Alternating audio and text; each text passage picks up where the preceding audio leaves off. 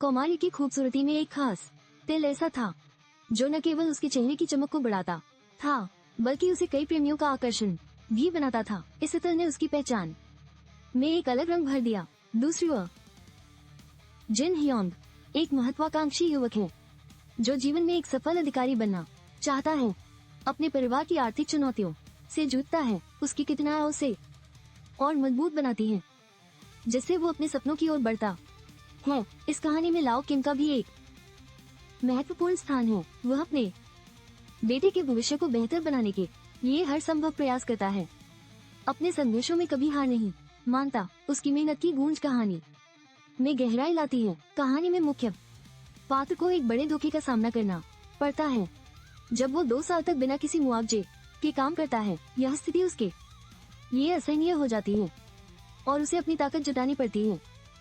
फिर एक मोड़ पर वो खुद को एक हत्या के मामले में संदिग्धों के बीच पाता है। अपनी सच्चाई साबित करने के लिए वो अपने बुद्धिमत्ता का परिचय देता है जो उसकी अत्यधिक समझदारी और साहस को दर्शाता है। जैसे जैसे राजनीतिक साजिशें और सत्ता संघर्ष बढ़ते हैं, मुख्य पात्र को एक नई पहचान मिलती है। यह पहचान उसके जीवन में एक नया मोड़ लाती है और उसकी यात्रा को और अधिक रोचक बना देती है। लाओ किम ने राजा के लिए भविष्यवाणी की जिसमें उसने स्पष्ट किया कि सू यांग का प्रभाव प्रतिकूल नहीं है। यह सुनकर राजा को थोड़ी राहत मिलती है, लेकिन हमेशा एक छाया उसके मन में बनी रहती है। हालांकि लाओ किम एक गंभीर गलती करता है जहां वो असली खतरे को पहचानने में चूक जाता है। यह उसकी चूक न केवल उसके लिए बल्कि साम्राज्य के लिए भी गंभीर साबित होती है। फिर सू यांग सत्ता के लिए संघर्ष शुरू करता है जिसके कारण माहौल और भी तनावपूर्ण